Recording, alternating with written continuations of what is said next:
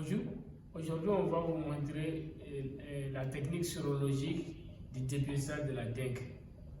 La dengue est une maladie infectieuse due à un virus transmis par la piqûre d'un moustique qu'on appelle Aedes, et plus précisément l'espèce même c'est Aegypti. Et souvent vous allez voir que cette infection elle est transmise aussi par des moustiques que vous nommez les moustiques tigres. Et la transmission, elle est d'abord liée au vecteur qu'on appelle les moustiques.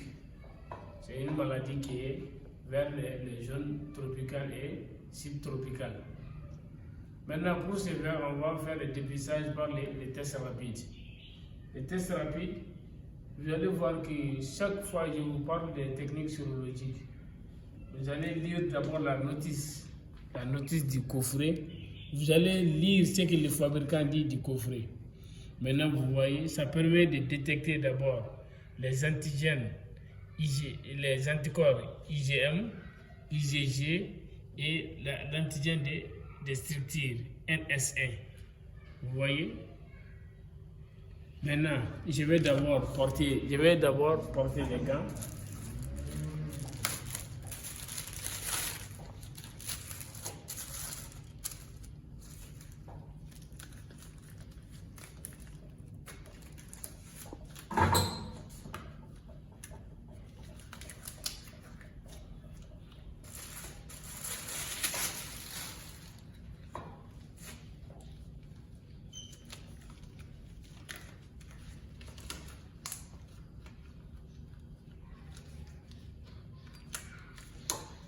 Maintenant,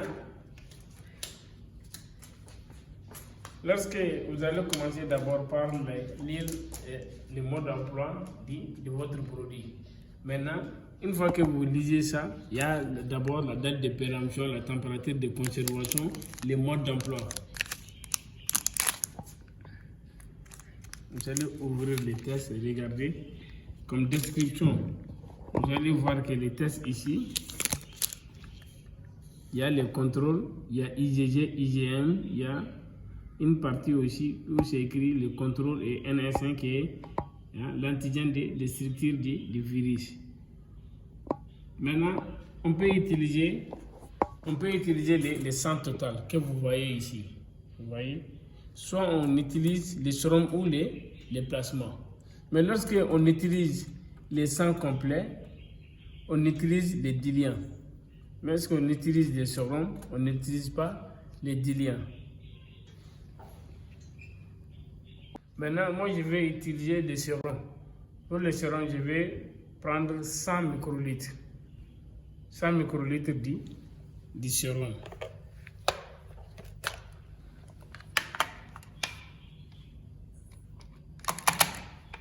Vous voyez? Maintenant, je vais pipetter 100 microlitres que je vais mettre dans les différents puits.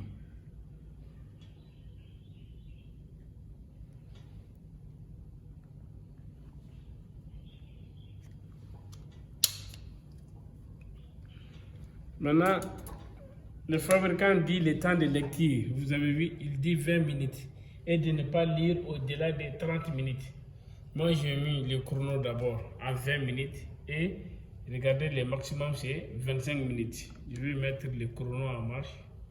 Et on va attendre.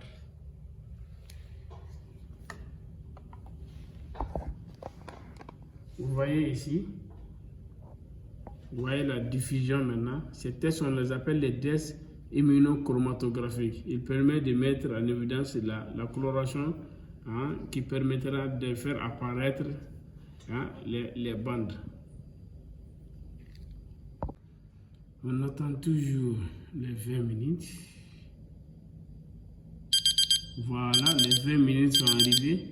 Maintenant, on va faire la lecture. Vous voyez, ici, IgG n'apparaît pas, IgM n'apparaît pas. De l'autre côté aussi, le contrôle et l'antigène des structures n'est pas sorti. C'est-à-dire que le test est négative. Maintenant, on va reprendre la même chose pour les personnes qui vont utiliser les sangs total. Maintenant, on va faire l'autre test avec les sangs complets. Vous regardez, il y a des échantillons différents. Donc, regardez, vous voyez. Maintenant, je vais homogénéiser d'abord l'échantillon. Pour ceux qui vont utiliser les sangs total, il faut qu'ils utilisent 30 microlitres. D'accord? 30 microlitres du sang complet. Regardez maintenant dans les puits ici.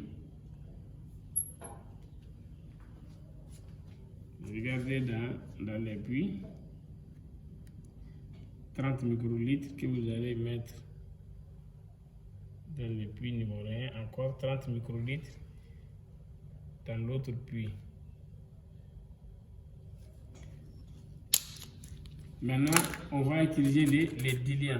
Mettez toujours 2 gouttes du diluant. 1, 2, 1, 2. C'est le même temps de lecture. Vous allez régler votre chrono encore à 20 minutes. Ne pas lire au-delà de 30 minutes. Maintenant, on attend. Maintenant, vous voyez, l'heure est arrivée. Regardez. Vous voyez, le contrôle est sorti. IgG n'est pas sorti. IgM n'est pas sorti.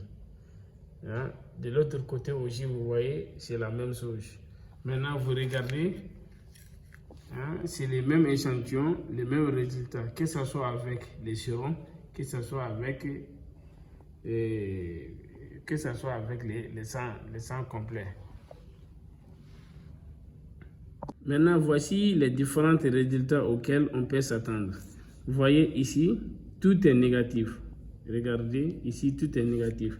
Maintenant, ici, quand vous voyez, hein, IgG apparaît. Regardez, ici, quand vous voyez que IgG, il y a les traits pour IgG. Ça veut dire que l'infection, elle est ancienne ici. Et l'antigène de sortie, le NS1 n'est pas sorti. Ici, vous voyez, NS1 est sorti, le trait de contrôle est sorti. Là-bas aussi, le contrôle est sorti. Et IgM est sorti. Les IgM, ce sont les premiers anticorps qui apparaissent lors de la primo-infection. Et vous allez voir que c'est eux qui vont laisser place aux IgG. C'est compris? Quand les IgM sont positifs, ça veut dire que l'infection elle est récente. Mais souvent, vous allez voir dans des tests où IgG et IgM vont apparaître.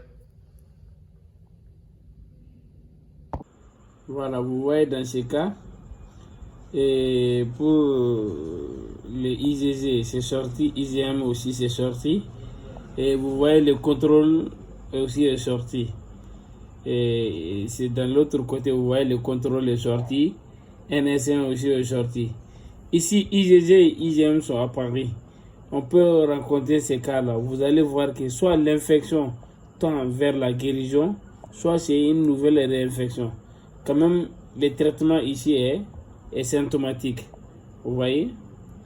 IgM et IgG sont apparus. Vous voyez? Ça veut dire que l'infection tend vers une infection ancienne. Ou dans les cas où il y a eu une réinfection encore.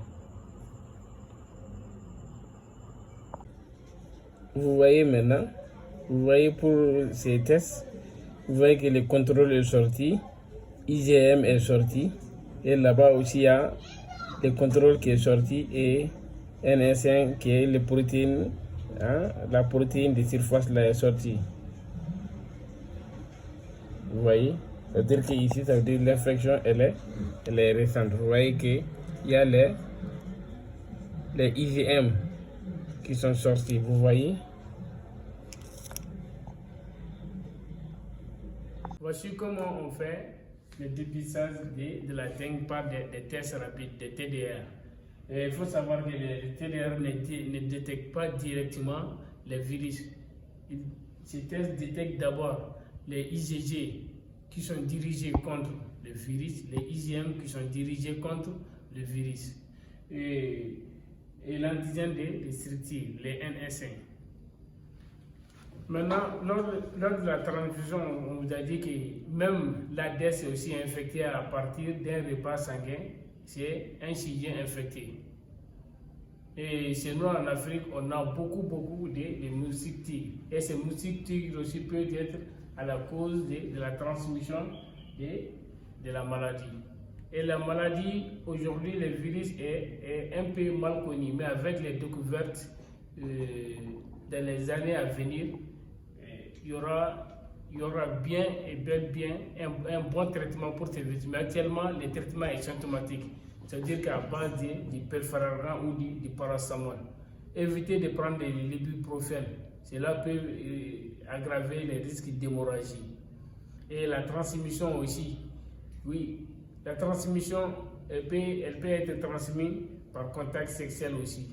Mais pour les cas de la maman à l'enfant, encore les études n'ont pas prouvé cette transmission. Je vous remercie.